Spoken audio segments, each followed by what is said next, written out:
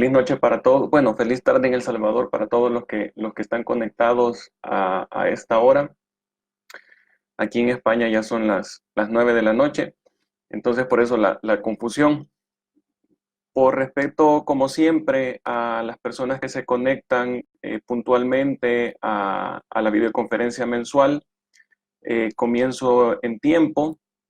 Eh, y bueno, comentarles que ya con esta, si no me equivoco, es la tercera o cuarta videoconferencia mensual que damos.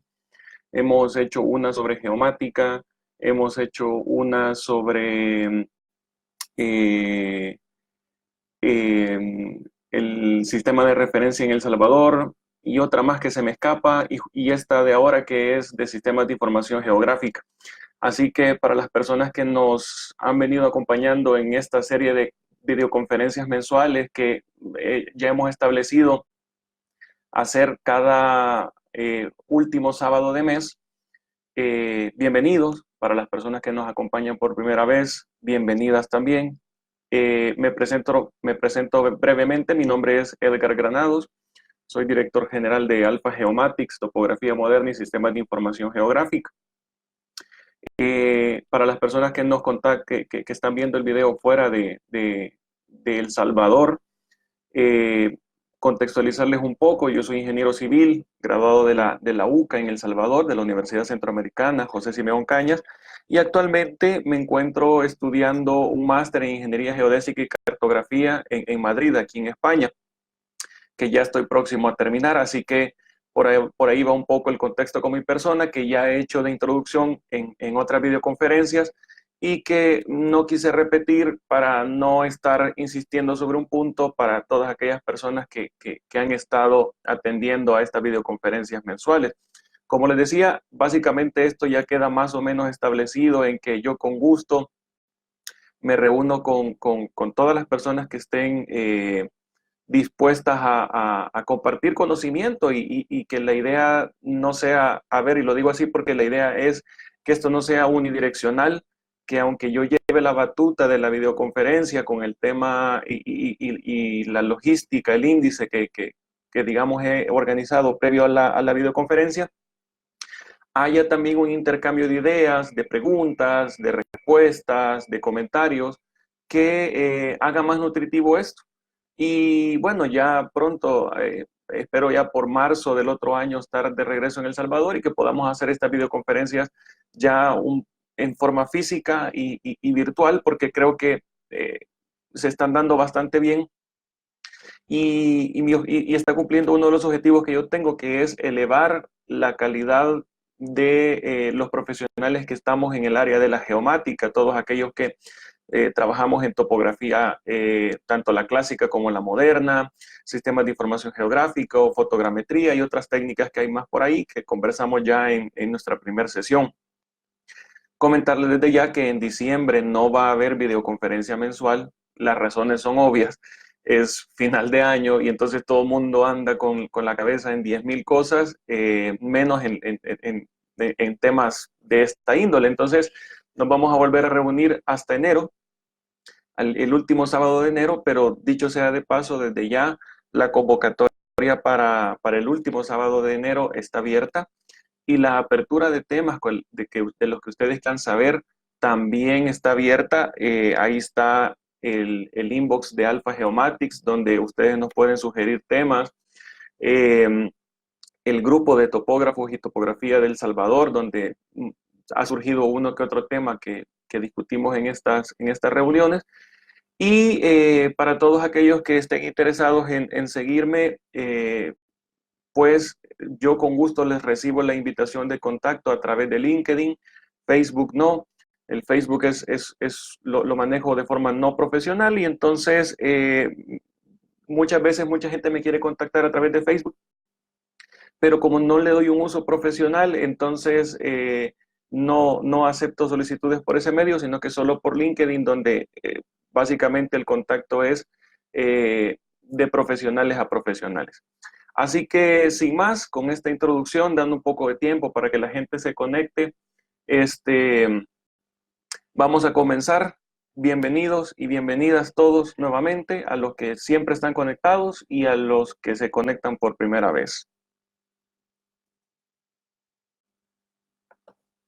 Bien, entonces comencemos. Bueno, como ya lo veníamos promocionando desde que organizamos la videoconferencia a mediados de mes, el tema que vamos a hablar ahora es de sistemas de información geográfico, y a través de nuestras redes sociales hicimos una encuesta para sondear, porque quería hacer esta videoconferencia un poco más práctica que lo que hemos estado haciendo las veces anteriores, y esa es la idea, ¿no? Que cada vez se vaya mejorando mucho más la experiencia. Entonces consultamos a los seguidores de Alpha Geomatics en redes sociales si al final de la conferencia les interesaba presentarles cuál es el proceso que se sigue para la formación de un mapa a través de sistemas de información geográfico, o realizar un proceso de interpolación con GIS. Entonces, al final ganó que se realizase la interpolación con GIS. Así que atendiendo a esas solicitudes vamos a hacer ese caso práctico, aunque para poder hacer la interpolación vamos a pasar por procesos, digamos, vamos a hacer un proceso parcial de generación de un mapa sin llegar a la parte de impresión y todo lo demás, que hubiera sido el final de la otra línea de ejercicio. Toda la documentación de esta videoconferencia, llámese el video, la presentación PowerPoint y los documentos que vamos a ocupar, van a estar disponibles a partir del día lunes en el blog de Alpha Geomatics, en la entrada respectiva que van a ver ahí, que les voy a mostrar más adelante a continuación.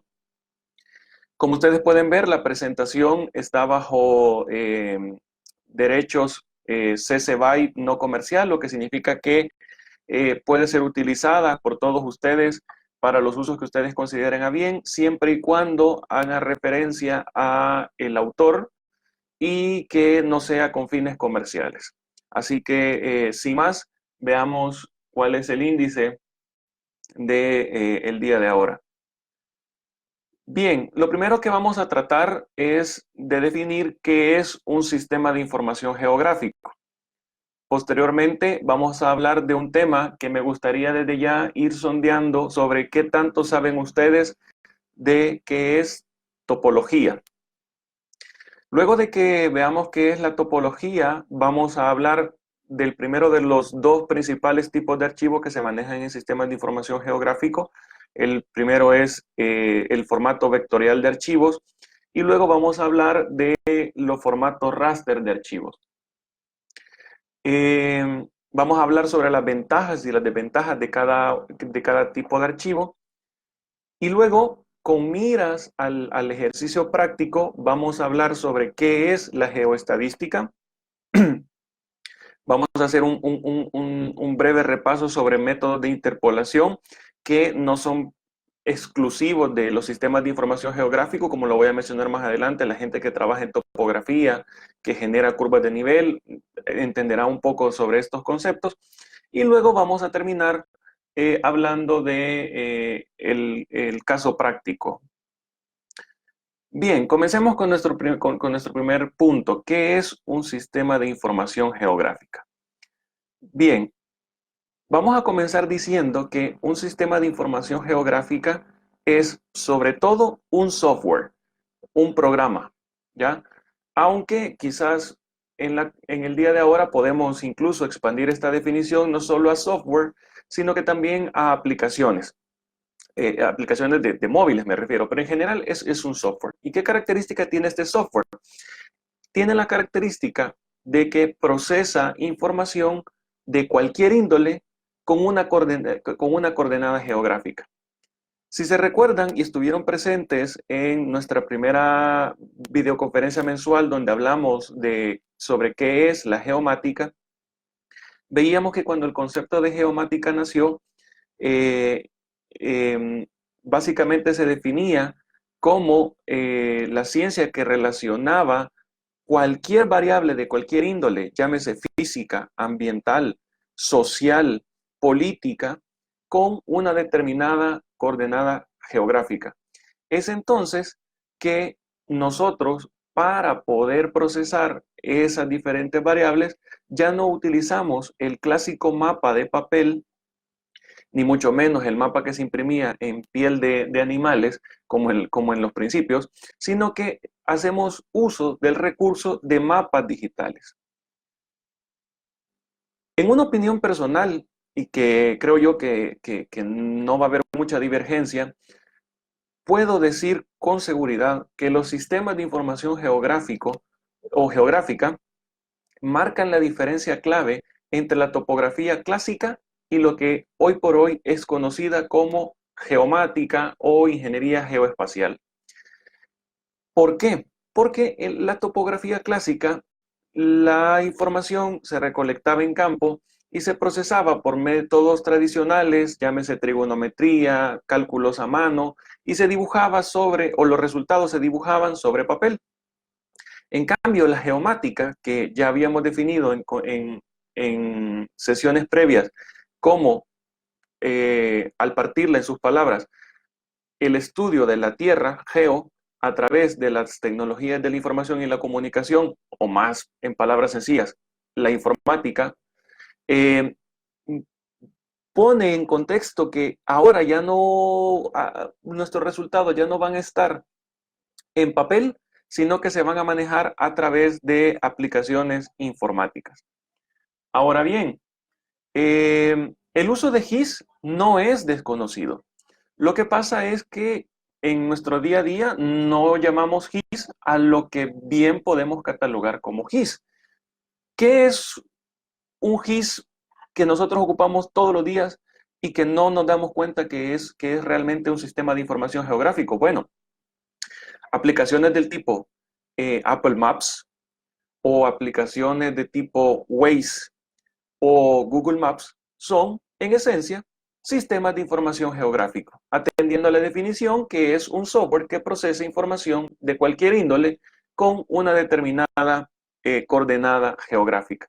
Por supuesto que estas aplicaciones que les he mencionado son más bien sistemas de información geográfico de tipo visor, porque en esencia podemos ver la información, mas no la podemos editar, al menos no de manera a priori. Sí sabemos que podemos modificar direcciones de puntos que están mal ubicados e incluir lugares nuevos y otra información, pero básicamente el uso común que nosotros le damos a este tipo de GIS, si lo queremos llamar ya entrando en el término, a estos GIS, es de visor nada más.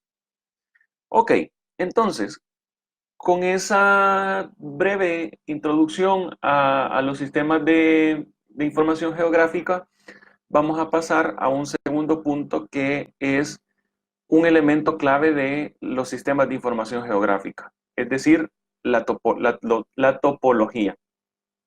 Dicho sea de paso, para todos los que están conectados, si hay alguna duda en el transcurso de la presentación, pueden hacerla sin ningún problema. Yo estoy viendo los comentarios a través del Facebook Live y la puedo contestar casi de inmediato. Me he percatado que el Facebook Live tiene un retraso de más o menos entre 1 y 3 minutos respecto al tiempo en el que yo voy hablando, pero aunque va a haber un espacio de preguntas y respuestas al final, creo que se puede ir generando una discusión nutritiva si se van haciendo los comentarios o preguntas mientras voy haciendo la presentación.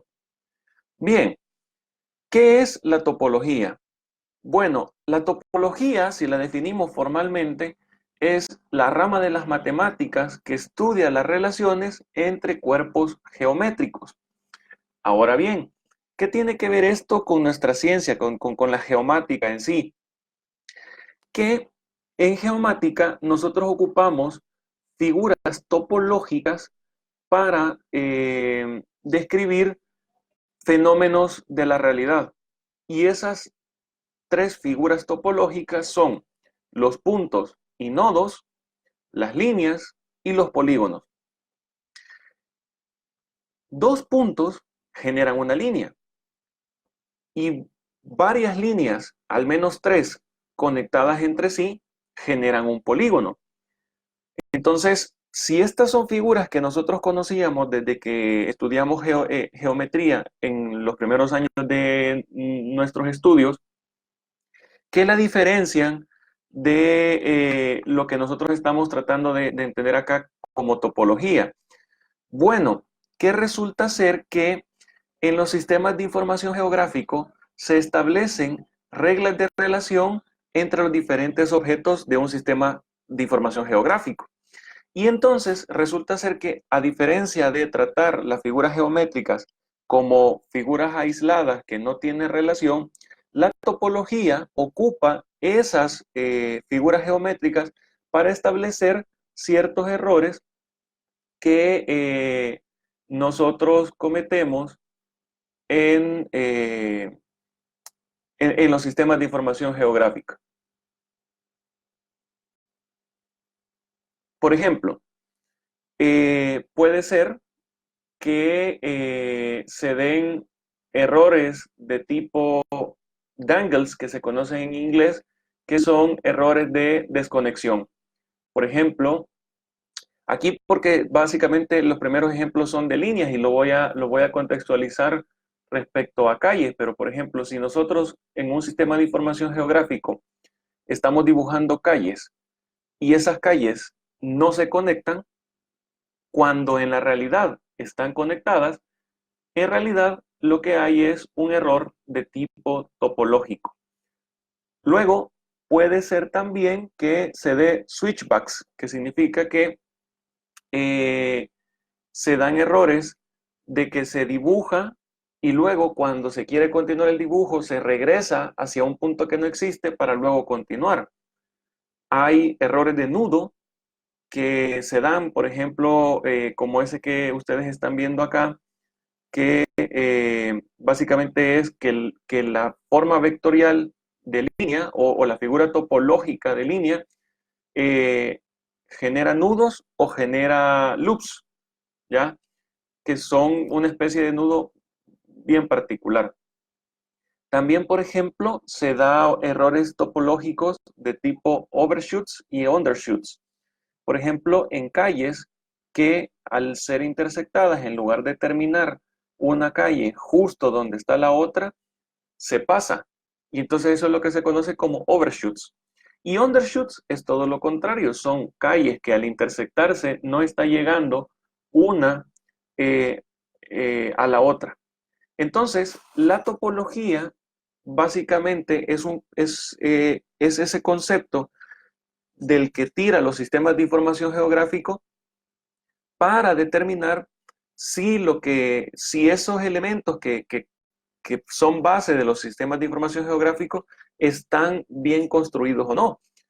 Por ejemplo, un problema muy común cuando se está haciendo polígonos en los GIS es lo que se conoce como slivers. Estos slivers son huecos que hay entre polígonos y que son huecos que no deberían de existir en la realidad. Por ejemplo, si estuviéramos hablando de dos parcelas con dos dueños diferentes, un dueño para la parcela rosada y un dueño para la parcela azul, ese espacio en blanco que está acá, ¿quién es el dueño de ese espacio? En la realidad, ese espacio no existe y entonces quiere decir que uno de los dos polígonos o ambos está mal dibujado. Entonces, la topología es esa rama de la matemática que, como mencionábamos al principio, estudia las relaciones entre los cuerpos geométricos y es importante en los sistemas de información geográfica porque básicamente establece las reglas de relación que hay entre los objetos de los sistemas de información. Bien, con esa introducción que hemos dado sobre qué es un sistema de información geográfico y lo de la topología, vamos a continuar con el primero de los dos tipos de formatos que existe para manejar archivos en GIS, que es el formato vectorial. ¿Qué es el formato vectorial de archivos? Bueno, voy a comenzar diciendo que el formato vectorial de archivos es un criterio más natural de abstracción de la realidad. Y esto, aunque suene un poco filosófico, me gustó ponerlo de esta manera porque realmente en un sistema de información geográfico, nosotros lo que hacemos es abstraer la realidad, la modelizamos, pero esa realidad no es 100% la realidad que existe en físico. Es la realidad que nosotros asumimos digerible o aceptable que está en el sistema de información geográfico. ¿Por qué digo yo que es un criterio más natural de abstracción de la realidad? Bueno, porque sirve para modelizar elementos, ya sean naturales o artificiales, llámese ríos, carreteras, etcétera, de una forma más eh, a priori como la podríamos entender. Luego también nos sirve para no solo para manejar esos elementos naturales y artificiales, sino que para elementos abstractos como por ejemplo curvas de nivel, divisiones administrativas, etcétera. ¿Por qué le llamo a esto elementos abstractos? Porque ustedes en la vida real jamás han visto una curva de nivel. Sin embargo, en nuestra cabeza imaginamos una curva de nivel como una línea que tiene una misma elevación a lo largo de una zona. O divisiones administrativas, por ejemplo. Para no complicarlo con fronteras, lo voy a pensar en términos de, por ejemplo, municipios, provincias o departamentos. Nosotros al ver en un mapa de provincias, departamentos o municipios, vemos a dónde termina una provincia y un municipio, pero en la realidad eso no existe. Entonces es, una vez más, un elemento de abstracción que nosotros incorporamos en los sistemas de información geográfico para expresar la realidad, aunque esa realidad no sea del todo tangible. La representación de los archivos de formato vectorial se dan a través de puntos. Los puntos constituyen líneas y las líneas, como ya mencionábamos, constituyen polígonos. Ahora, la información geoespacial que brindan este tipo de elementos se da a través de dos características principales. La primera es las coordenadas de los vértices y luego los atributos de cada elemento. Este concepto no es del todo ajeno para nosotros. Por ejemplo, en softwares que no son de tipo sistemas de información geográfico, ya manejamos nosotros información de tipo vectorial. Podría ser bastante fácil de entender este concepto si pensamos en los elementos de AutoCAD. Cuando nosotros dibujamos una línea en AutoCAD, esa línea está en formato vectorial. Y entonces, las características de esa línea vienen dadas por las coordenadas de los vértices de la línea y los atributos de esa línea, como por ejemplo la capa en la que está, el color que tiene esa línea, la longitud que tiene esa línea, o por ejemplo cuando dibujamos un rectángulo o un polígono en AutoCAD, lo mismo, las características geométricas del polígono viene dada por las coordenadas de sus puntos, ¿ya? O puntos característicos como los midpoints, los center points y todos esos object snaps que tiene AutoCAD, es la información básica de ese polígono. Y luego el atributo es el color de ese rectángulo, de ese polígono que se ha dibujado, la capa en la que está, el área que contiene, etcétera, etcétera, etcétera. Y luego para los que tengan un poco más de experiencia, por ejemplo, en programas de diseño gráfico como Illustrator, eh, es un ejemplo de un software fuera del ámbito de los sistemas de información geográfico que maneja la información de tipo vectorial. Es decir, los contornos de la figura se pueden quitar, copiar, pegar, modificar, los textos se pueden mover del lugar. Entonces, todo es como más cercano a la forma natural que nosotros tenemos de entender el mundo, como piezas de algo. A ver, Ton Corsu pregunta si el formato Shape tendrá un reemplazo y cuánto de capacidad puede tener. Bueno, adelantándome un poco a algo que pensaba tocar hasta que viéramos el caso práctico, cierto es que históricamente las extensiones de archivos de los sistemas de información geográficos, ya sea vectorial, o bueno, vamos a decir principalmente vectorial, son en formato shape, ¿sí? Así como AutoCAD tiene formatos de extensión de WG principalmente, aunque no es el único. También, perdón, en los sistemas de información geográfico, el sistema de guardado de archivos más común es el shape, pero resulta ser que el shape tiene sus particularidades y entonces almacena la información por pedazos, es decir, hay un shape para, por ejemplo, como lo vamos a ver más adelante, hay un shape para la capa país, hay un shape para la capa departamentos, hay un shape para la capa municipios, y entonces eso genera, y cada shape, ya lo vamos a ver en el ejercicio práctico, tiene como 3 o 4 archivos adicionales, el sistema de proyección y el database y otro par de cosas más. Entonces manejar como que los archivos en formato shape se está volviendo cada vez más impráctico principalmente por eso, ¿no? Porque el shape guarda una información en particular y luego genera 3 o 4 archivos adicionales y entonces eso va sumando un montón. Hoy por hoy se están ocupando archivos de tipo geodatabase, Esri eh, con su programa ArcMap o QGIS ya generan archivos geodatabase que en palabras sencillas son en formato zip. Ya es un zip de un sistema de información geográfico. La extensión no es .zip, pero el concepto es básicamente eso, ¿no? Un solo archivo que aglomera toda la información geográfica que está vinculada a un proyecto en particular. ¿Cuánta capacidad puede llegar a tener? Bueno, me atrevería a decir, aunque sin tener referencia alguna, que la capacidad es ilimitada. Y si no lo es, debiera de serlo, porque las posibilidades de poder vincular la información, pues, información de cualquier índole a una coordenada son realmente infinitas. Y luego, el área de aplicación, llámese el planeta Tierra, también es vasto. Entonces, pensaría yo que la capacidad es infinita. Por supuesto que luego está lo que las propias computadoras puedan manejar, ¿no? Pero en principio por ahí va un poco el tema.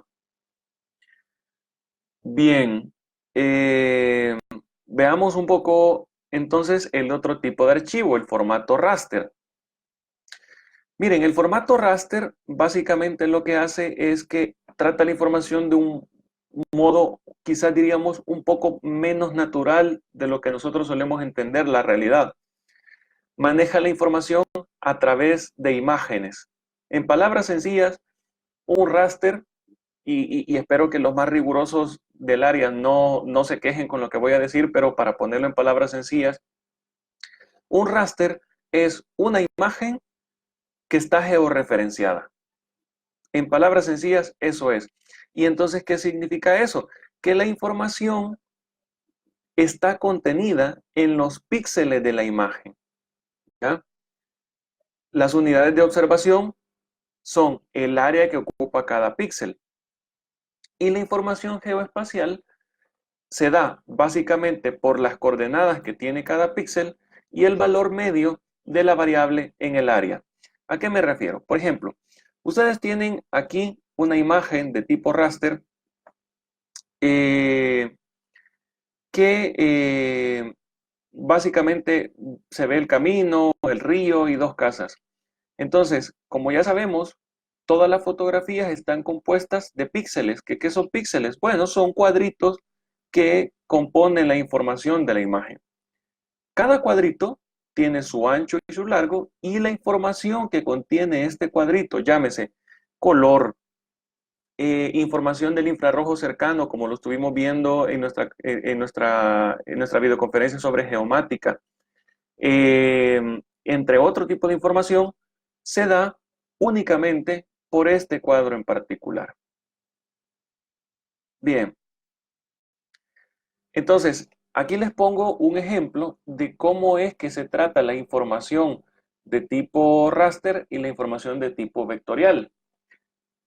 En la información vectorial, un punto tiene una coordenada en X y Y. En la información raster, es decir, información de tipo imagen georreferenciada, un punto es en realidad un píxel de la imagen, ¿sí?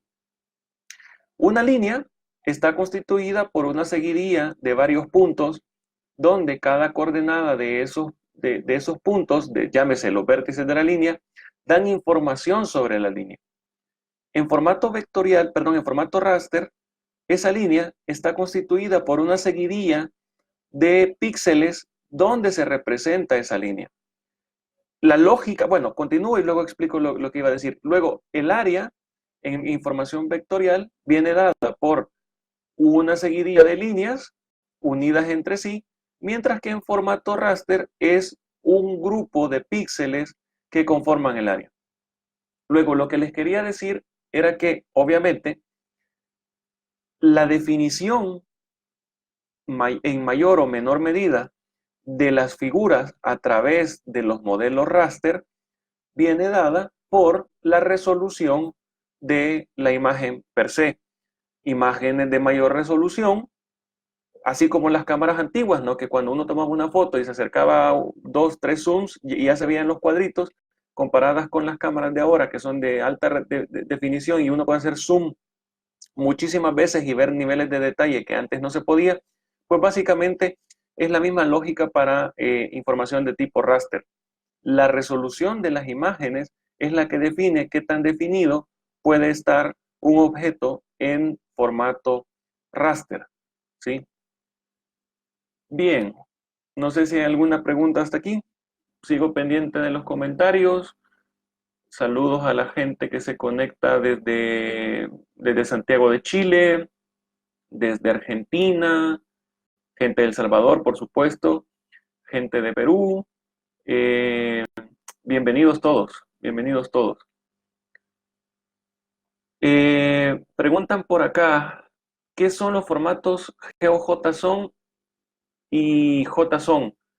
Bueno, los formatos, eso está, está fuera de los objetivos de la conferencia ahorita en particular, porque era de una especie de introducción a los sistemas de información geográfico, pero vale la pena comentarlo.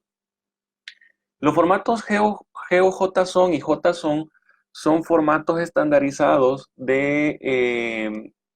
que sirven para compartir información geográfica. Básicamente, lo que hace el formato GeoJSON es que es una especialización del lenguaje JSON para elementos georreferenciados. Y son, bueno, es una mezcla de varias cosas. Es un estándar para compartir información geográfica, lo que quiere decir que establece una forma en la que la información geográfica debe de compartirse, pero también es cierto que es una especie de lenguaje de programación, porque la información geográfica no la comparte como quien comparte un archivo de tipo shapefile o como quien comparte un archivo de tipo AutoCAD, sino que lo que se hace es que se programa en una especie como de código HTML la información geoespacial. Entonces, ya voy a ver si puedo encontrar un ejemplo. A ver, creo que vale la pena hacer la búsqueda.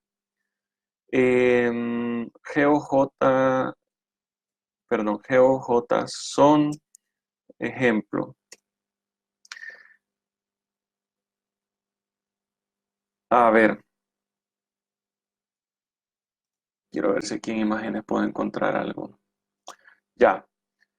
Entonces, aquí está un ejemplo, por ejemplo, de que es un JSON, que en realidad es el lenguaje madre de donde viene el GeoJSON.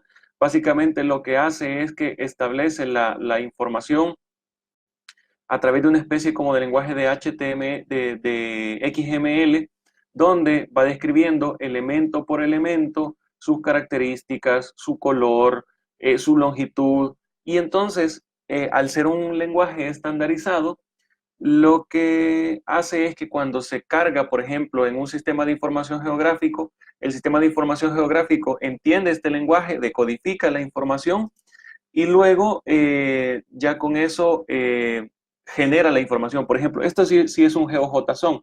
Si se dan cuenta, lo que dice aquí, por ejemplo, es que hay un grupo que se llama Feature Collection y que tiene varios features, es decir, varios elementos. Hay un tipo de feature que es una geometría de tipo punto, cuyas coordenadas son estas que están acá, 102 y 0.5, y que dentro de sus propiedades está que tiene propiedad 0, no sé, tal vez podría ser la capa, y que el valor es 0.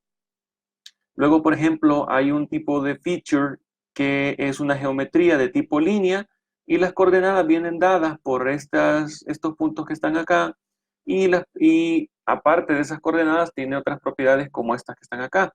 Y luego hay un feature de tipo polígono donde vean que en este lenguaje de GeoJSON eh, se establecen formas en las que se diferencian los polígonos de las líneas. Por ejemplo, las líneas vienen encerradas entre corchetes, pero esta va con doble corchete. Entonces, es una especie, es un estándar del lenguaje de programación que sirve para compartir información de carácter geoespacial, pero no es gráfico, sino que es una especie de lenguaje de programación per se.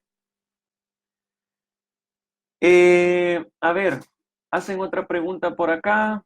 Dice,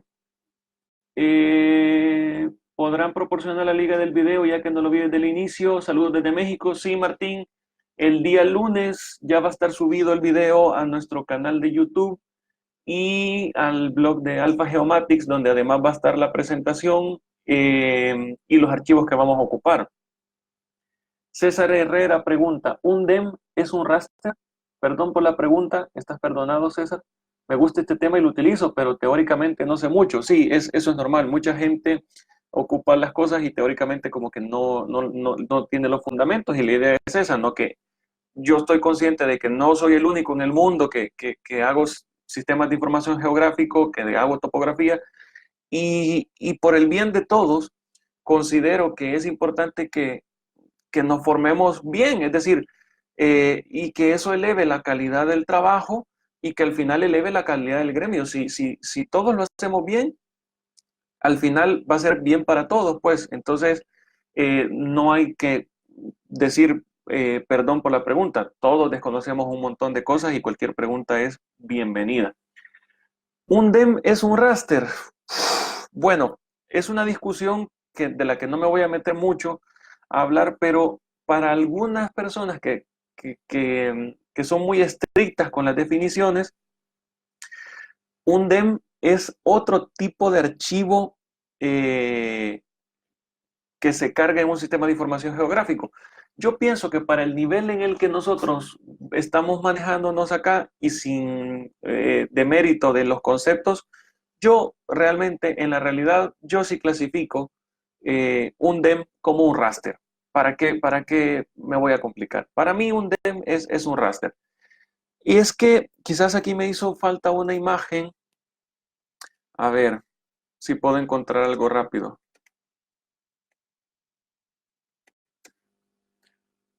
Las características que tienen las imágenes raster es que la información, esta imagen me va a servir, es que la información se almacena a lo largo de capas. Es decir, si nosotros imaginamos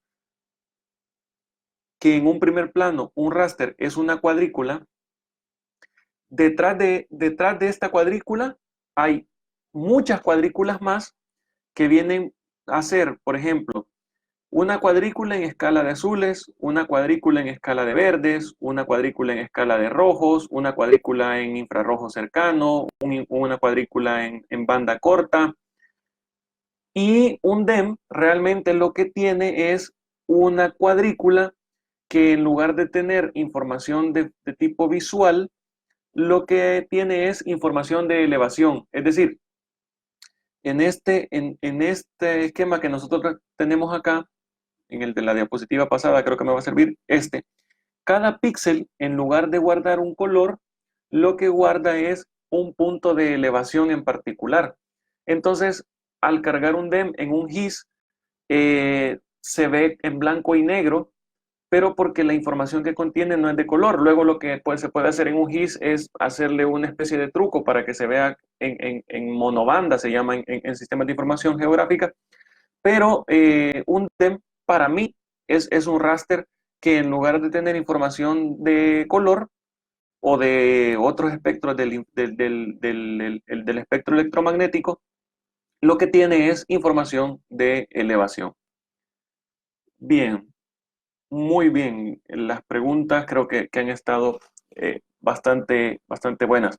Ahora, ¿por qué manejar la información de tipo vectorial y por qué manejarla de tipo raster? ¿Cuál es la ventaja y la desventaja de cada tipo de archivo?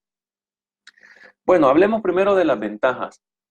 Las ventajas son que en el caso del aspecto vectorial, la estructura de los datos es compacta. Almacena los datos solo de los elementos digitalizados, por lo que se requiere menos memoria para su almacenamiento y tratamiento. ¿Qué significa esto? Que, por ejemplo, cuando nosotros tenemos un archivo de tipo raster y nosotros pensamos en una línea que representa, por ejemplo, un río o una carretera, tenemos únicamente la información que respecta del río o de la carretera.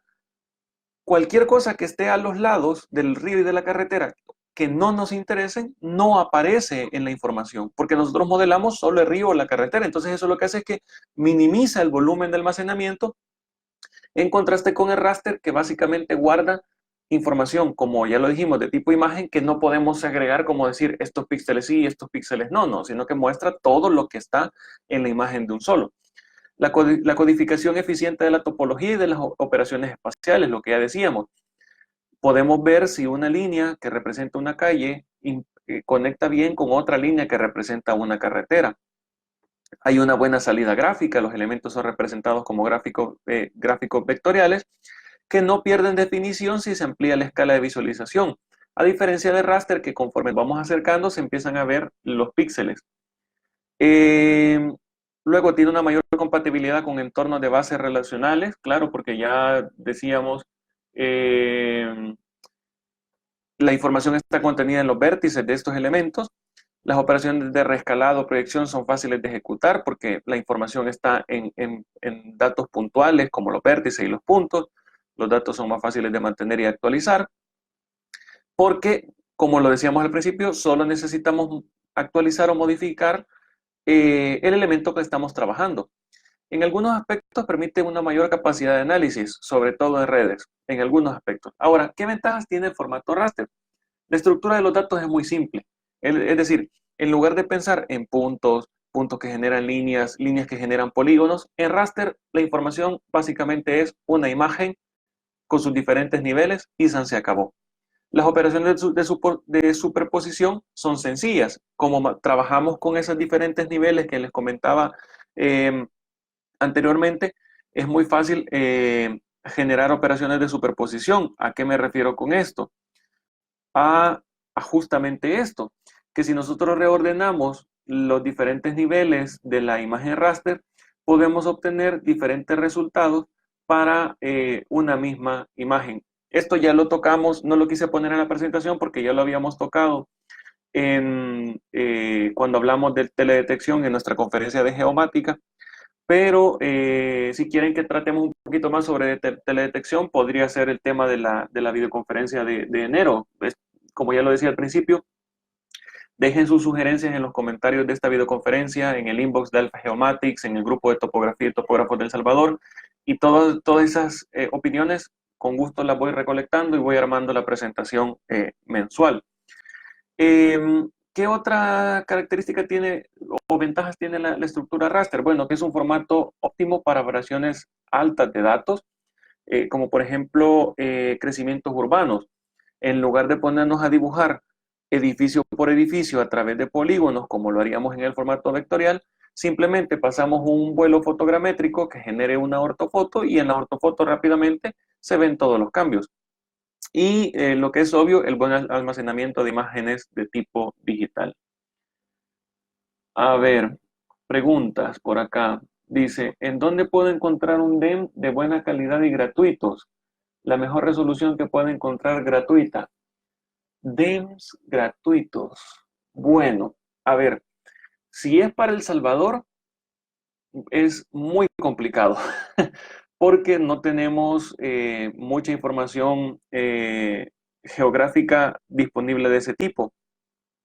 Pero hay algunos portales, no podría mencionar ahorita en particular alguno, eh, que contienen información global donde se puede descargar algún DEM de, de El Salvador. O si no, también se puede hacer una descarga de información de datos satelitales a través del portal de Earth Explorer, donde se pueden descargar imágenes satelitales de la constelación Landsat. Y yo pensaría que buena resolución, no lo creo. Pensaría yo que es el GSD, que es decir, el valor del píxel para ese tipo de imágenes o de imágenes raster, quizás bien podría andar por unos 100 metros, es decir, cada píxel representaría 100 metros de terreno, entonces ya eso ya no es tan alta. Si te interesa trabajar con DEMS de alta resolución, creo que lo que podrías hacer es hacer una descarga del centro de descarga del Instituto Geográfico de España, que permite descargar información geográfica de todo tipo. Ahí hay formatos vectoriales, formatos raster, imágenes satelitales, fotogrametría. Dicho sea de paso, el comercial y la queja, mi sueño es que algún día la información geográfica en El Salvador sea de ese nivel y que sea descargable para cualquier tipo de usuario. Al final, como siempre lo digo, la importancia de los datos abiertos, y creo que es importante mencionarlo ahorita que estamos tratando de GIS, es que el alimento de los sistemas de información geográfico son los datos. Si no tenemos datos, podemos tener el mejor conocimiento en sistemas de información geográfico, el mejor software de sistemas de información geográfico, pero si no tenemos datos, no tenemos absolutamente nada. Y ese es un problema, como lo voy a comentar más adelante otra vez, con el que me topé para poner el caso de ejemplo de interpolación. Yo quería poner un caso de ejemplo de El Salvador, de hecho medio lo logré, pero encontrar información que pudiera ser útil para interpolar me costó un montón. Entonces, como ya lo decía hace un momento, esto es una queja comercial, es decir, es queja porque me gustaría que sí la información geográfica pudiera estar con más detalle, actualizada, y que también pudiera ser descargable para poder generar este tipo de análisis, porque en la medida en la que los datos son abiertos, las investigaciones de las universidades o de las instituciones públicas y privadas comienzan un paso adelante.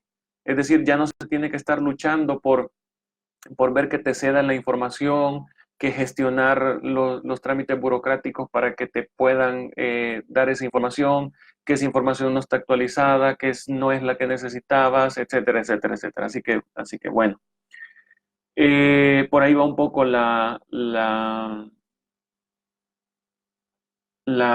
el comentario. Bien, a ver, me pasé. Aquí, perdón, desventajas. A ver, la desventaja del formato vectorial es que la estructura de datos es más compleja, porque básicamente estamos hablando de que hay puntos, líneas, polígonos, y cada uno de esas tiene sus propias características en particular. Las operaciones de superposición son más difíciles de implementar y de representar porque no se mueve a través de niveles, como en el caso de raster. Hay una eficacia reducida cuando la variación de los datos es alta. Por ejemplo, por poner un caso extremo, pensemos en una zona que no está mapeada todavía. Qué sé yo, podría ser una colonia grande que se acaba de construir. Entonces, cuando la variación de datos es alta, llámese que hay diferentes tipos de información o que hay que actualizar mucha información, requiere un enorme trabajo hacerlo, porque, por ejemplo, hay que generar un polígono por cada casa, una línea por cada calle, un punto por cada poste, tragante, pozo que hay, etcétera. Entonces eso requiere un montón de trabajo que generar. Y va conectado con la última desventaja que se menciona aquí, que es la de que es un formato más laborioso de mantener actualizado. Luego está el formato raster, que requiere mayor requerimiento de memoria y almacenamiento. Todas las celdas contienen datos, no es como en el caso vectorial, que la información solo está vinculada a la línea, sino que aquí tenemos muchos píxeles que contienen información que incluso no necesitamos. Eh, por decirles algo, las ortofotos, productos de levantamientos con drones que generan ortofotos de alta resolución, pueden llegar a pesar hasta giga y medio para una cuadra de área. Es decir, para una hectárea de área puede pesar gigas de información una sola imagen. Las reglas topológicas son más difíciles de generar, por supuesto, porque ya la información no está en formato vectorial, sino que está a través de los píxeles. Y las salidas gráficas son menos vistosas y estéticas, porque como es una cosa fija, entonces, dependiendo del archivo, de la resolución del archivo raster, los elementos pueden tener límites originales o más o menos definidos. Bien, con miras al caso práctico, como les comentaba, vamos a introducir el tema de la geoestadística. ¿Qué es la geoestadística? La geoestadística básicamente es la rama de la estadística que se encarga de analizar los datos, pero desde el punto de vista espacial y temporal, sobre todo espacial y temporal, para poder predecir distribuciones de probabilidad en zonas sin datos. Algunas aplicaciones de la geoestadística: mapas de precios de zonas, propagación de enfermedades, mapas de precipitación, mapas de contaminación. Por ejemplo, les pongo la imagen que tengo ahí al lado derecho, que si se dan cuenta, lo que hay son muestras puntuales de alguna variable específica. Podría ser, como lo menciono a la izquierda, precios de casas, podría ser enfermos de cierta enfermedad, valga la redundancia. Podrían ser datos de precipitación, podrían ser datos de contaminación del aire, etcétera. Y entonces, esos datos son muestras de sensores, de encuestas, de valores en una coordenada específica. Pero, ¿qué pasará si nosotros quisiéramos conocer esa misma variable en zonas donde no se han tomado datos? Como por ejemplo, podría ser esta zona de acá. Entonces, nosotros tiramos de la geoestadística para poder inferir, para poder calcular, para poder interpolar valores donde no hay datos. Entonces, esa es la función de la geoestadística. Ahora, lo de la cuestión de la índole espacial parece obvio, pero ¿a qué me refiero yo con que también abarca el ámbito temporal? Bueno, si por ejemplo pensamos en datos de precipitación, nosotros podemos generar un mapa de lluvias de un año en específico y luego empezar a generar mapas cada cierto periodo de tiempo y ver cómo estas manchas azules, rojas, amarillas se van moviendo conforme al tiempo, y con base a eso generar un modelo de predicción para saber a dónde es que se van a dar más precipitaciones en los años en los que todavía no ha ocurrido. En palabras sencillas, la geoestadística es básicamente la estadística aplicada a la geomática. Bien, entonces, ¿de qué tira la geoestadística? Tira de un montón de cosas, pero principalmente me voy a dedicar aquí a hablar de los métodos de interpolación. Me van a quedar fuera algunos métodos de la geoestadística un poco más avanzados, pero no quise tampoco poner esto muy elevado porque la idea es que pueda, digamos, estar a nivel del que no sabe mucho y quiere conocer, del que sabe más o menos y que quiere conocer, y que, bueno, tratar de balancear las posibilidades de conocimiento de todos los que están pendientes del canal es un poco difícil, pero bueno, traté de simplificar un poco. Vean, esto no es algo desconocido. Los métodos de interpolación básicamente lo que hacen es tratar de, como su propia palabra lo dice, interpolar información con base a datos que se tienen en lugares donde no hay. Y uno de los métodos más conocidos de interpolación es el de triangulación, con su uso más común, que es para generar MDTs, modelos digitales de terrenos. Eh, Como por ejemplo, como espero que, eh, bueno, como el enfoque de la conferencia es para gente que está en el área de la topografía, de la geomática, muchos de ustedes habrán ocupado AutoCAD Civil 3D para generar un modelo digital del terreno. Y básicamente recuerdan que una de las etapas de la generación de ese modelo es la generación de la red TIN. La red TIN es la Triangulated Irregular Network, que sirve para generar el modelo digital del terreno en Civil 3D y de ahí posteriormente sacar curvas de nivel, etcétera, etcétera, etcétera.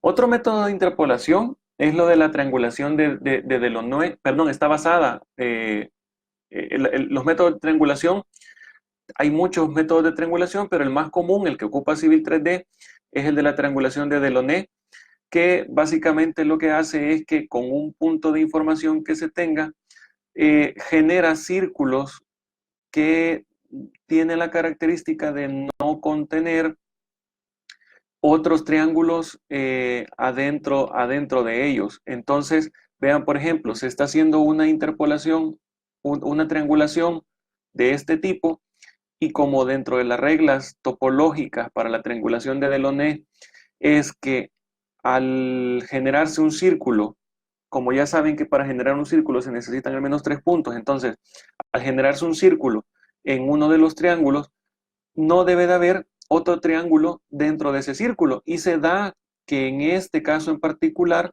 tenemos este triángulo y este triángulo dentro de este círculo. Entonces se hace una recorrección de la triangulación para evitar este tipo de características que no generan buenos modelos digitales. Otro método de interpolación que no es tan conocido en la topografía clásica, pero sí, por ejemplo, en la hidrología, es lo que se conoce como los polígonos, el método de poligonación, donde el método más famoso es el método de los polígonos de Thyssen o de Voronoi. Y básicamente lo que hace es que, a diferencia de los métodos de triangulación, donde nosotros queremos generar una relación entre dos valores conocidos, los polígonos de Thyssen o de Voronoi o de cualquier otro método de poligonación básicamente generan áreas de influencia. Por ejemplo, si nosotros pensamos que el punto O es una estación meteorológica que recolecta datos de precipitación, entonces nosotros decimos, bueno, con base a las otras estaciones meteorológicas que yo tengo, la 1, la 2, la 3, la 4, la 5, la 6, ¿hasta qué punto yo puedo decir que mi estación o más bien dicho, hasta qué punto puedo decir que la información que recolecta mi estación O es válida? Entonces, lo que se hace es que se genera una triangulación centrada en la estación O y luego en los puntos medios de las distancias entre las diferentes estaciones se tiran perpendiculares y los puntos donde se intersectan las perpendiculares cierran un polígono que se conoce como polígono de Thyssen y que determina el área de influencia de la estación meteorológica O.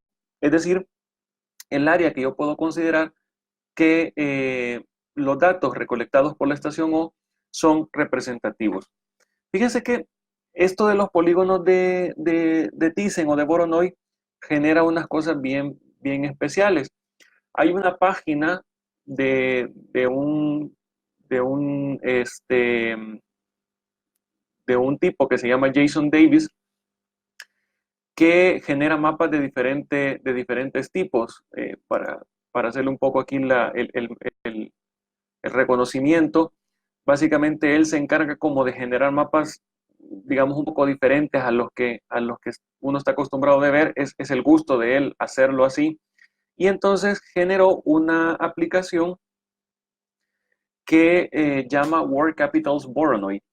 Y entonces él lo que hizo fue básicamente que en un globo terráqueo situó todas las capitales de los países del mundo.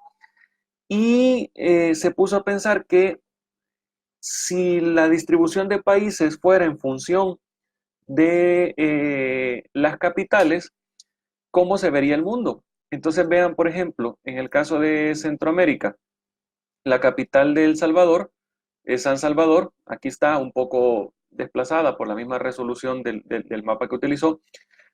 Y la capital de Guatemala, Ciudad de Guatemala, está acá, Tegucigalpa está acá. Y entonces él lo que hace es que conecta, bueno, la capital de Belice está acá. Y entonces él lo que hace es que conecta las diferentes capitales por medio de triangulación, como lo vimos en la presentación.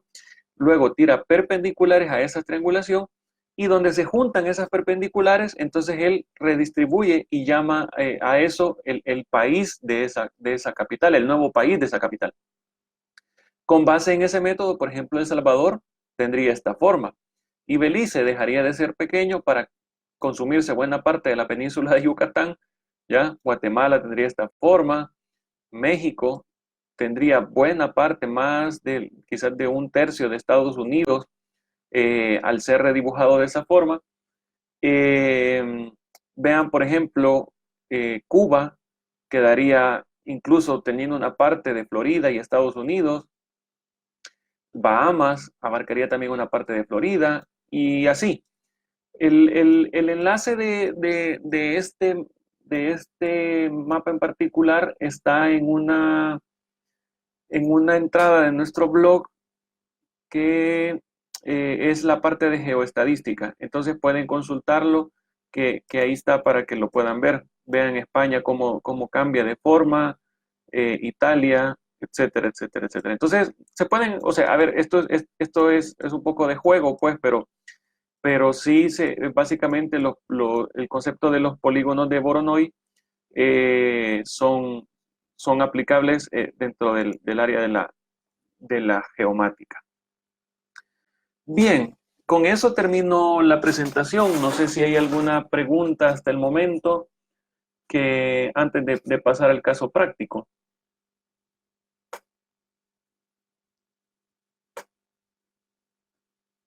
Voy a esperar un momento porque la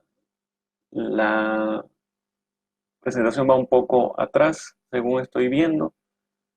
Entonces, antes de pasar al caso práctico, quisiera que los conceptos teóricos estuvieran claros.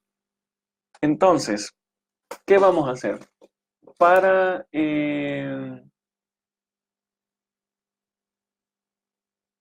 ejercicio que nosotros vamos a hacer, voy a ocupar el software de QGIS. Para los que no lo conocen, QGIS es un sistema de información geográfico que es open source. ¿Qué significa? Que se puede descargar completamente gratis de internet. Ustedes solo ponen QGIS y básicamente la descarga está inmediata en el sitio.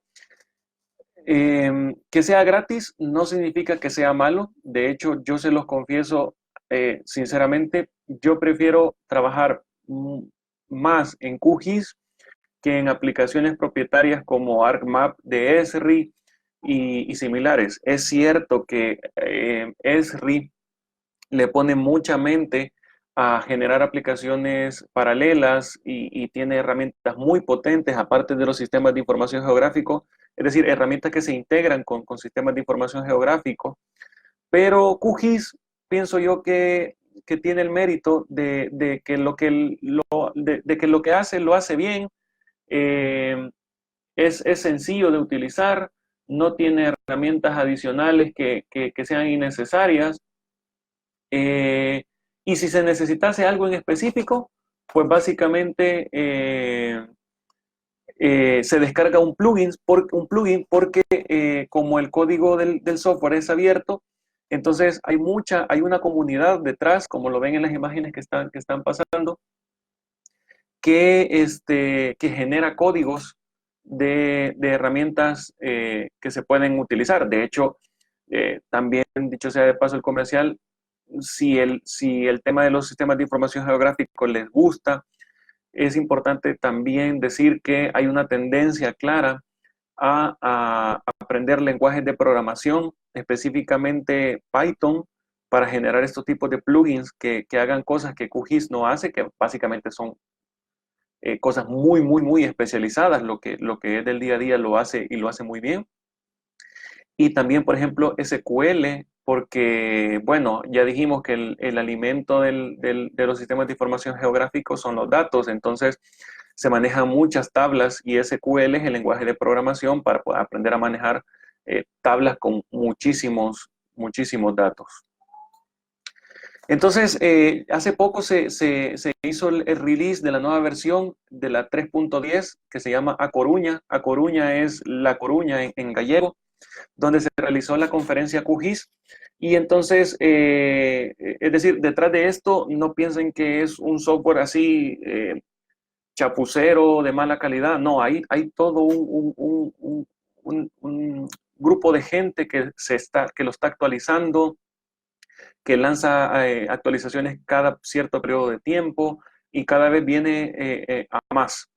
Entonces yo en este caso voy a ocupar el QGIS 3.8, no he descargado el 3.10 porque el release lo hicieron, si no esta semana, la semana pasada, y no me ha quedado chance de actualizar. Este es el 3.8 que se conoce como el Madeira. Entonces, a ver.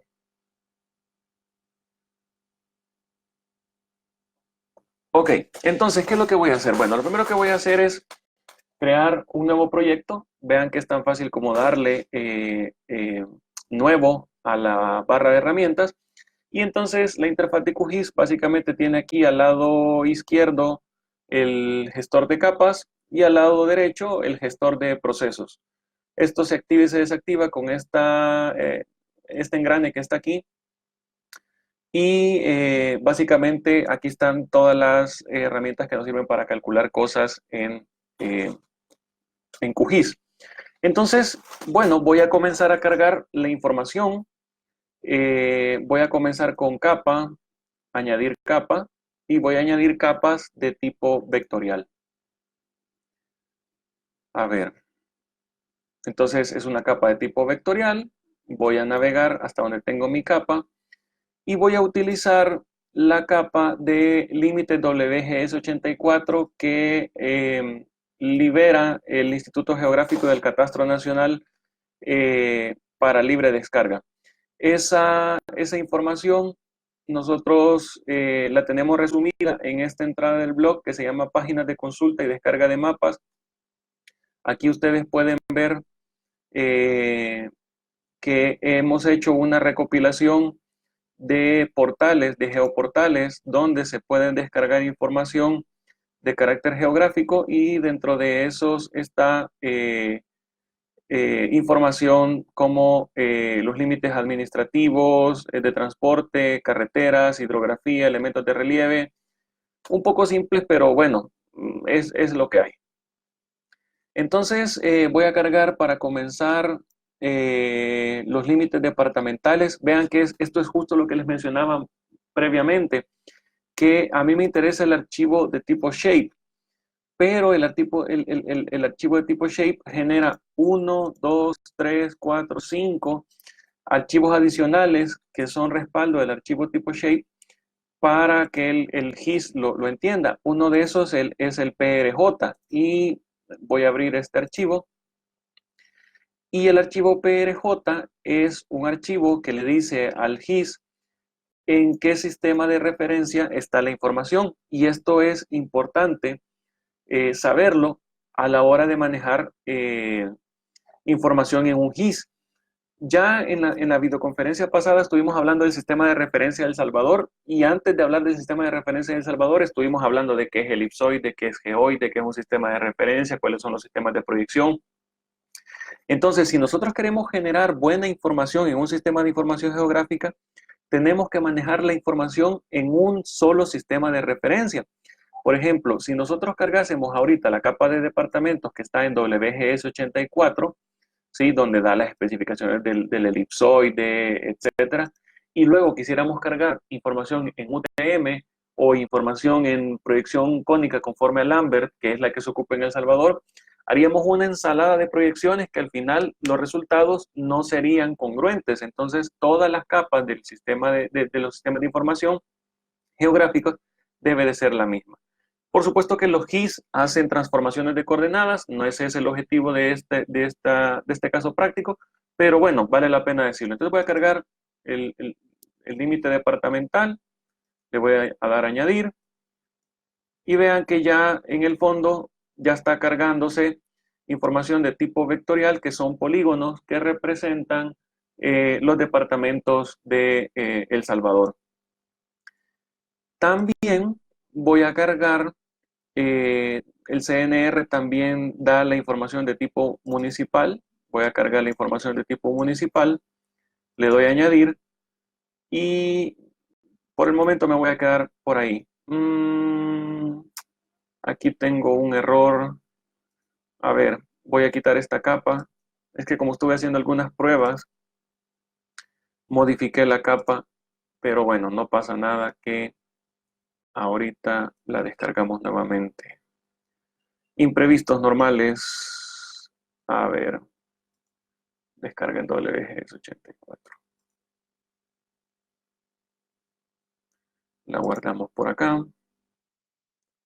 Ya va a terminar de descargarse. Y para mientras se descarga, voy a cambiar un poco el estilo de esta capa. Y lo que voy a hacer es que,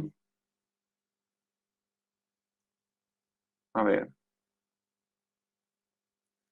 en la simbología voy a, aquí le voy a quitar el relleno y en el color de marca le voy a quizás a poner un azul, a ver qué tal queda un azul.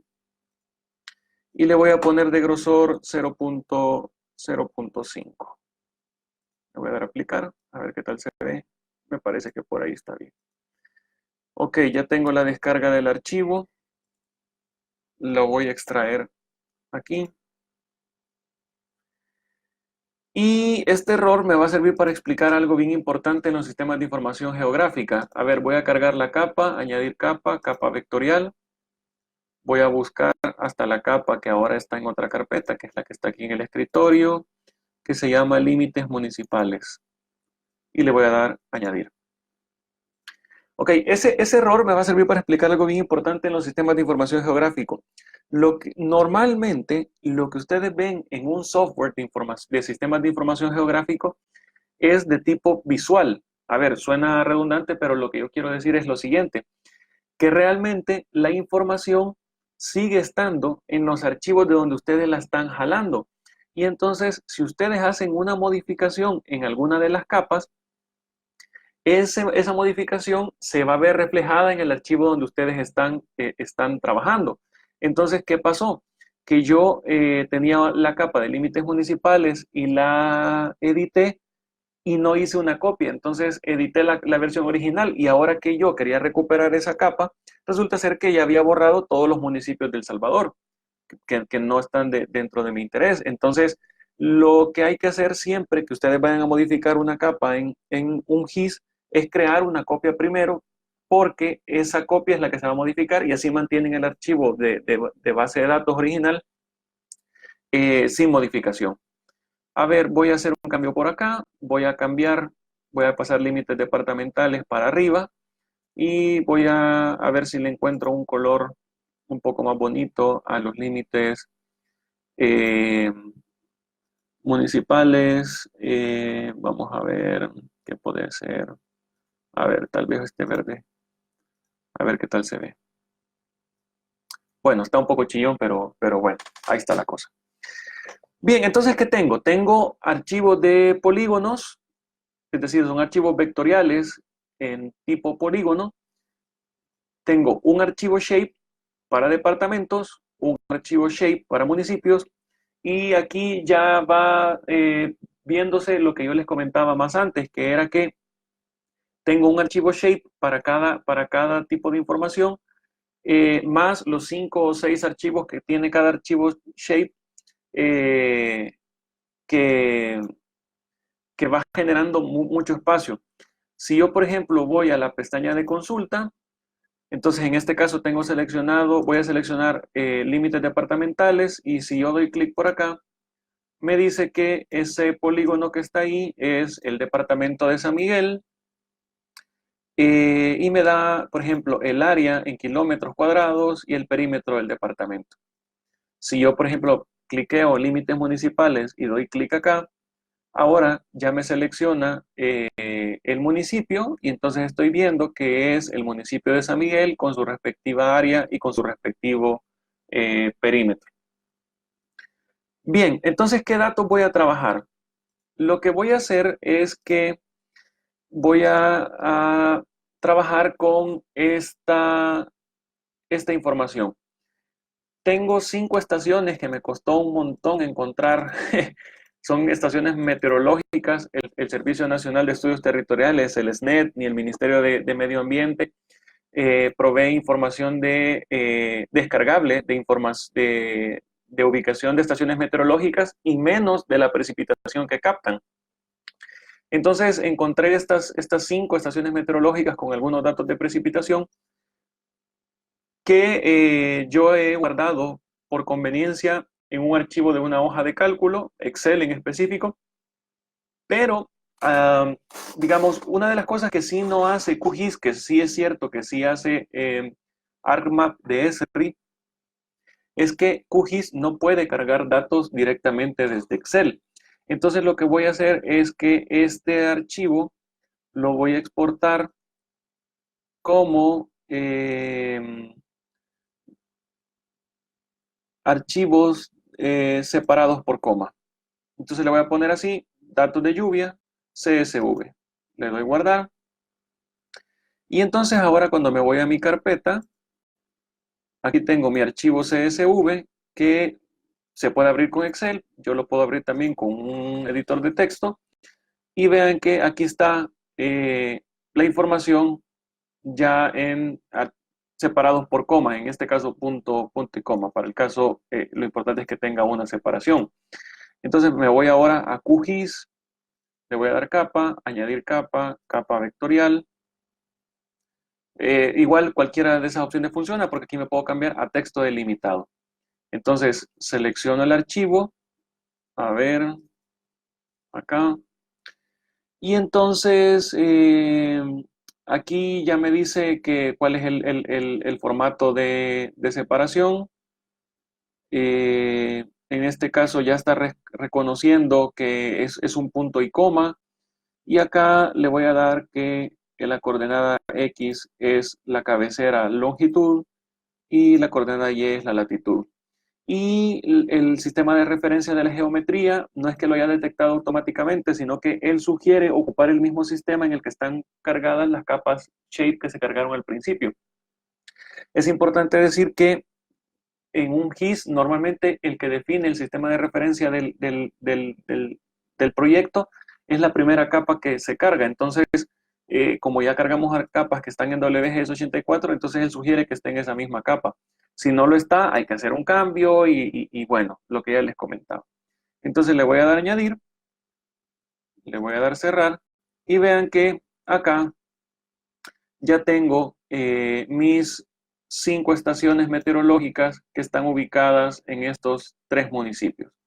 Entonces, lo que voy a hacer quizás es crear una copia de esta capa. Voy a duplicar esta capa, voy a apagar esta y con el método de selección voy a seleccionar este y este municipio. Le voy a dar abrir tabla de atributos. Con este botón intercambio la selección. Ahora están seleccionados todos menos los municipios que había seleccionado previamente, que es la manera más fácil. Y lo que voy a hacer es que voy a abrir el modo de edición y voy a eliminar todos esos municipios que no me interesan. ¿Ya? Esta fue la modificación que hice en la capa anterior y que por eso fue que me aparecieron solo estos municipios. Bien, yo creo que la capa de departamentos bien puede ser invisibilizada, no viene para el caso. Y entonces ahora resulta que cuando yo toco, a ver, tengo la capa de municipio seleccionada, voy a seleccionar datos de lluvia. Cuando yo le doy clic a este punto, me dice que es una estación a la que yo he llamado 5, que se llama, que el ID es el 5, cuyo nombre es Santiago de María, tiene tanta elevación sobre el nivel del mar, las coordenadas y el valor de precipitación. Y así para cada una de las estaciones que aparecen por acá. Entonces yo quisiera generar con esos datos de precipitación de estas 5 estaciones, cómo se vería la precipitación para la zona de estos 3 municipios, que en este caso son el municipio de Santiago de María, el municipio de Tecapán y el municipio de California. Entonces, cuando yo me vengo por acá, en la caja de herramientas de geoprocesos, yo puedo buscar un proceso de interpolación para que es el IDW, y me sale otro que es el interpolación TIN. Entonces, vean, hay otros tipos de interpolación. Yo les decía, yo me he quedado un poco corto explicando todos los métodos de interpolación que hay, pero de que los hay, pues. Entonces, y esto da para hablar bastante. A ver, ok.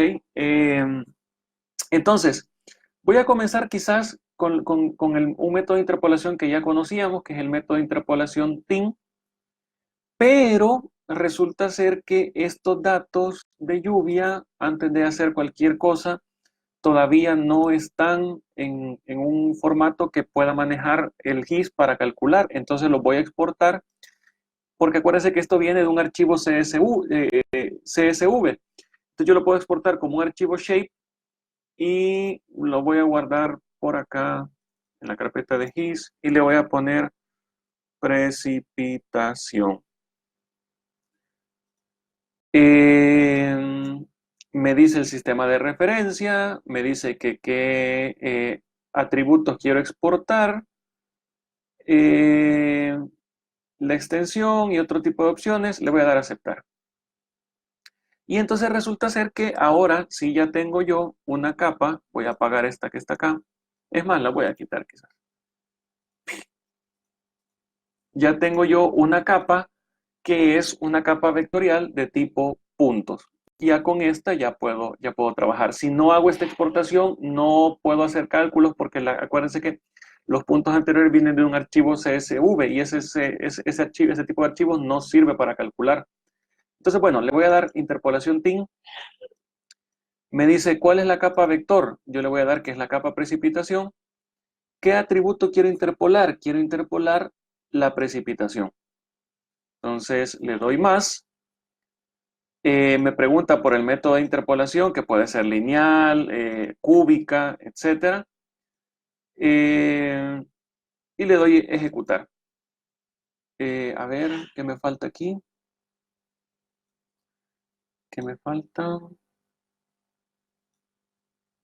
A ver, la extensión. Creo que me falta la extensión. Entonces le voy a dar, usar la extensión de la capa y le voy a dar límite municipal. Ok, hoy sí. Ahí está.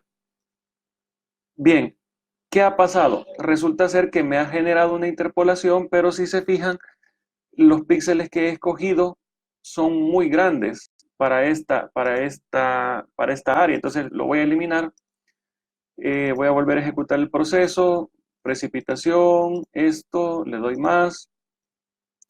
Número de columnas, número de filas. Le voy a añadir un poquito más por acá.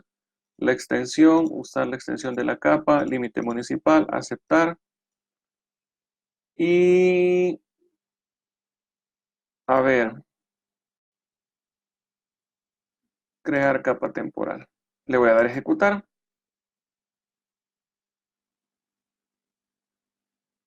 Cerrar. Y vean que ahora sí, ya tengo, aumentando la cantidad de celdas, una, una capa que vean que se ve exactamente los píxeles que está interpolando o que representan los valores de la precipitación en esa zona. y claramente se ve la triangulación. ¿Qué tipo de archivo es este? Este es un archivo de tipo raster, porque la información está contenida en píxeles. Si yo le hubiera dado más resolución al geoproceso, cada vez se vería menos los píxeles, congruente con lo que les explicaba, de que la resolución de las capas raster está en función del tamaño del píxel escogido. Yo acá lo que puedo hacer es cambiarle el estilo y puedo escoger un pseudo color monobanda. Voy a escoger un color rojo quizás. A ver, con la flechita esta que está acá, voy a escoger un rojo, le doy a aceptar y vean que ahí ya se está generando la interpolación por medio de triangulación. Si yo mantengo la capa de interpolado seleccionado y el botón de información, yo puedo inferir valores de precipitación en los puntos donde doy clic, ¿sí? Y luego aquí está la leyenda que representa qué color o qué valor representa cada color. Bien, voy a apagar esta capa. El otro método de interpolación que tienen las herramientas de geoprocesos es la interpolación IDW. Interpolación IDW significa Inverse Distance Wave, es decir, que le da una ponderación inversa a la distancia. El procedimiento es básicamente el mismo. Escojo la capa de precipitación con el valor de precipitación, añado, le voy a dar quizás 3000 y la capa de extensión, la de límite municipal, copiar. Le doy a aceptar, ejecuto el geoproceso.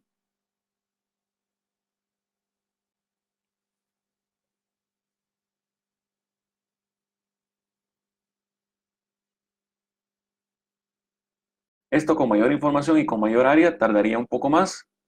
Y entonces vean que ahora ya me está generando otra vez una capa raster. La reconozco porque el icono en la capa de, perdón, en el menú de capas es esta serie de cuadritos que representa una capa raster. Y me la ha generado en toda la extensión de la capa municipios. Ya, vean, aquí está la capa municipios y el raster está por detrás. Este método, a diferencia del de triangulación, puede extrapolar información más allá de los valores que podría generar una simple triangulación, cosa que no hace el de interpolado por triangulación. Vean que, a ver, lo apago. Y aquí, cuando hicimos la triangulación, la interpolación se limita a los triángulos que se puedan generar únicamente de la conexión de los puntos de información. Pero con el IDW se puede generar información más allá. A ver, aquí lo que puedo hacer es primero cambiar un poco el estilo este. Voy a seleccionar, como estamos hablando de precipitación, un pseudo color monobanda, que pueden ser unos blues. Le doy a aceptar. Y ahora, en las herramientas de geometría, eh, a ver, aquí vamos a ver, un segundo.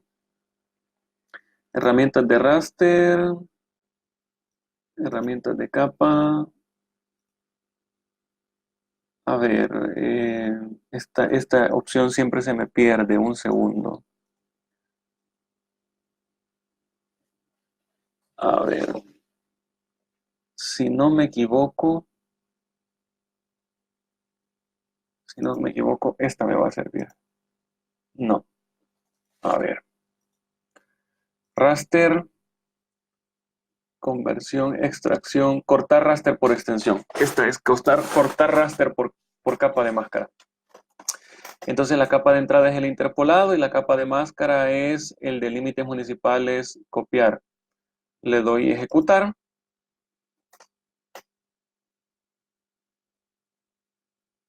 A ver, esto toma más o menos un tiempo. Le doy cerrar.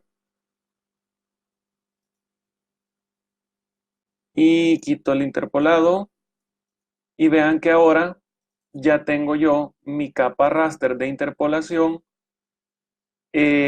cortada al tamaño de la capa de municipios, ¿ya? Incluso yo lo que podría hacer ahora es que yo a esto le cambio el estilo y en lugar de relleno le doy sin relleno y que, bueno, quedémonos con la marca negra, con que es el perímetro y le voy a dar 0.4, aceptar y vean que ahora sí, ahí ya tengo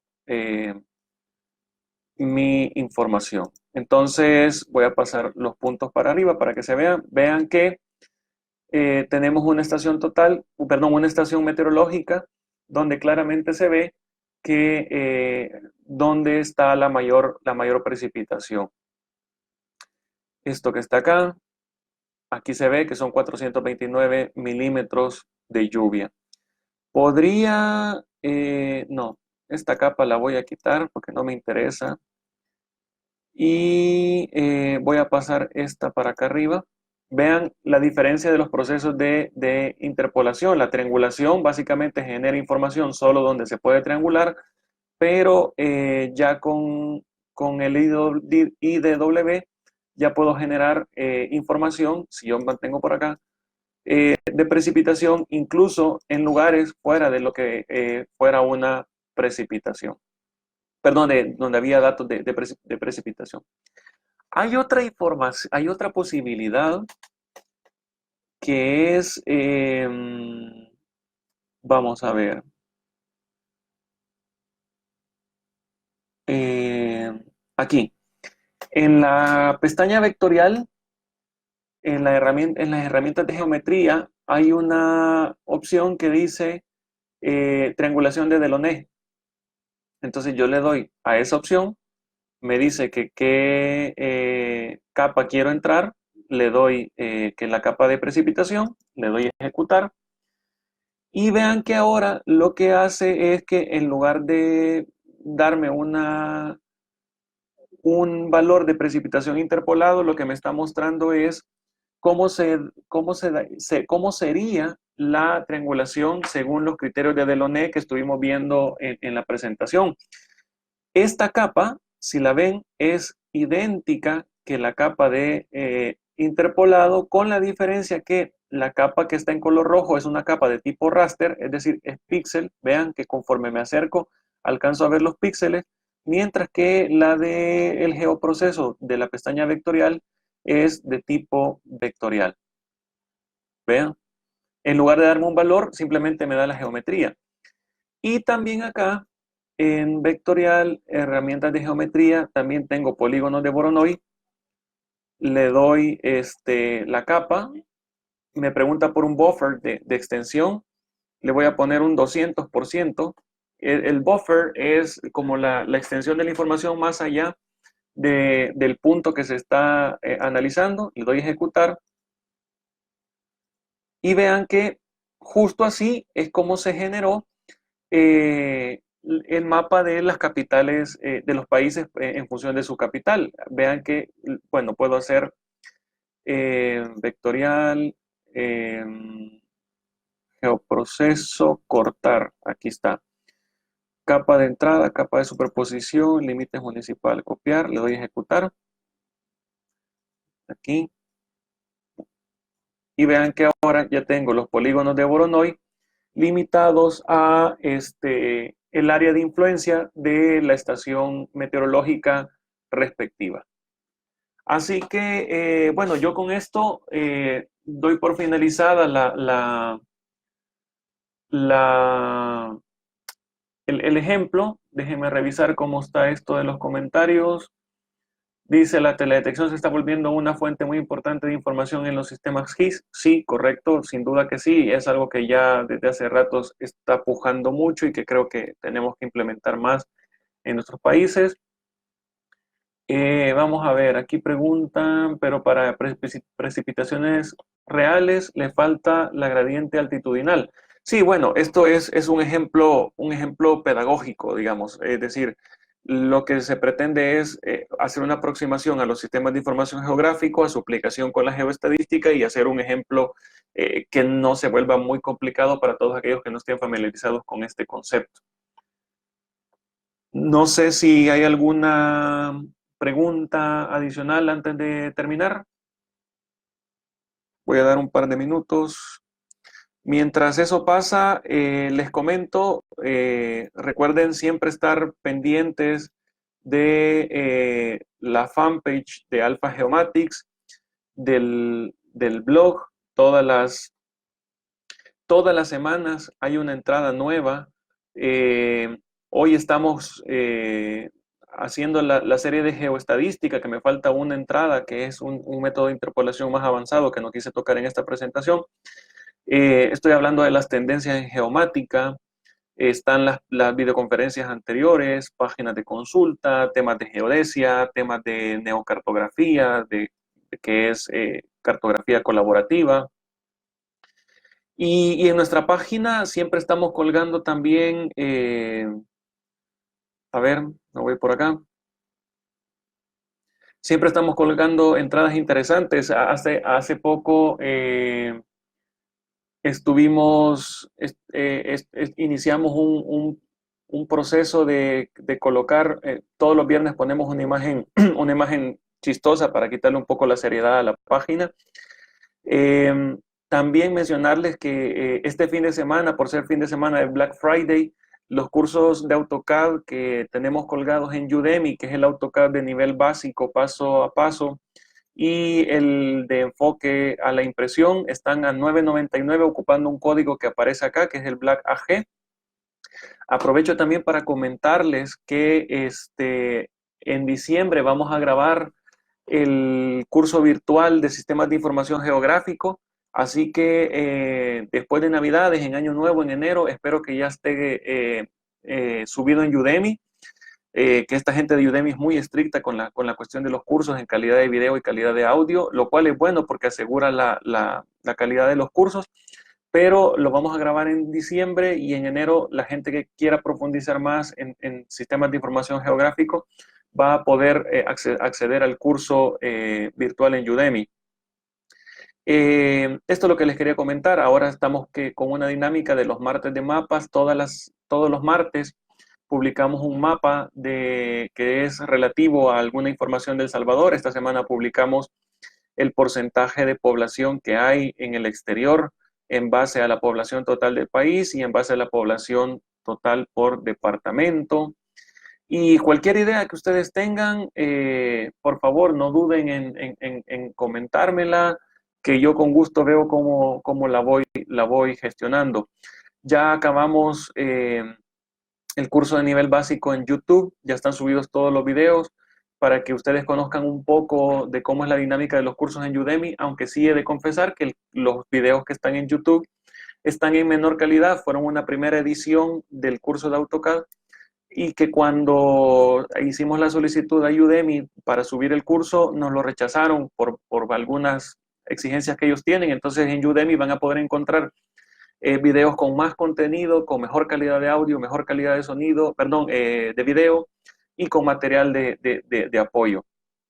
Lo que les comentaba de las publicaciones del blog, todas las semanas una entrada nueva, así que hay para dónde.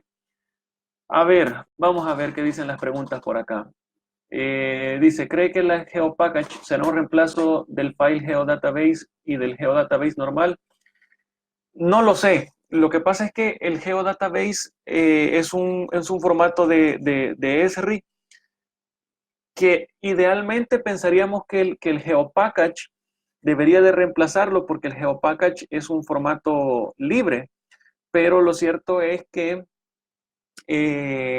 también Esri tiene mucho peso en esta área de los sistemas de información geográfica, y entonces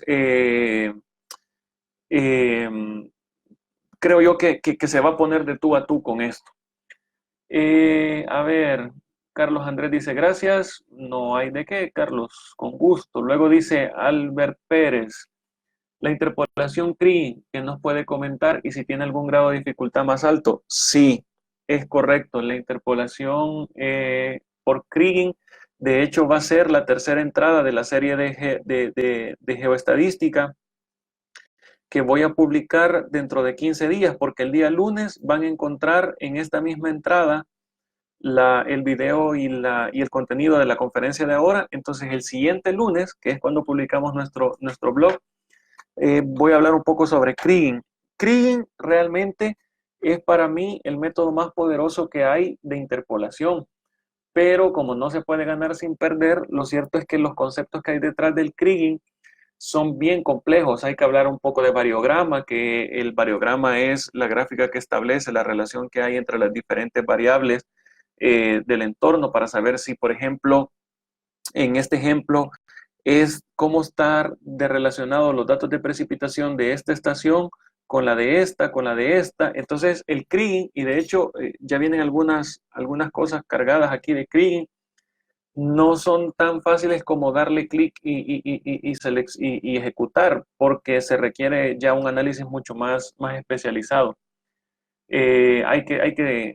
Voy a hacer una breve introducción del Kriging en esa entrada del blog, pero les digo que de eso hay mucha tela que cortar.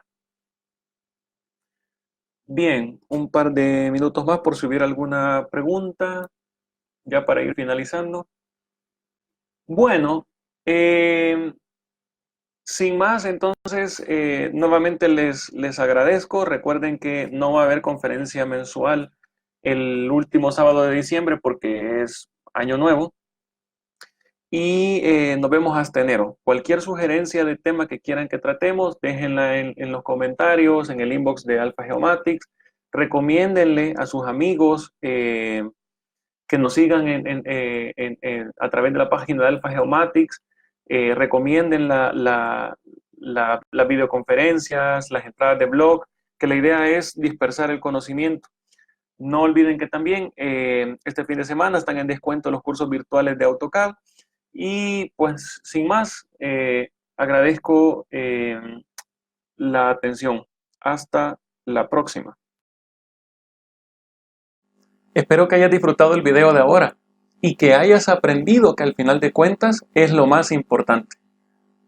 Déjanos tus comentarios al pie de este video con sugerencias de mejora, con preguntas, con dudas y nosotros a la brevedad vamos a estarlas respondiendo. No olvides seguirnos en nuestras redes sociales, Facebook, Instagram y LinkedIn como Alpha Geomatics. Y no olvides suscribirte a nuestro canal de YouTube y activar las notificaciones. Hasta la próxima.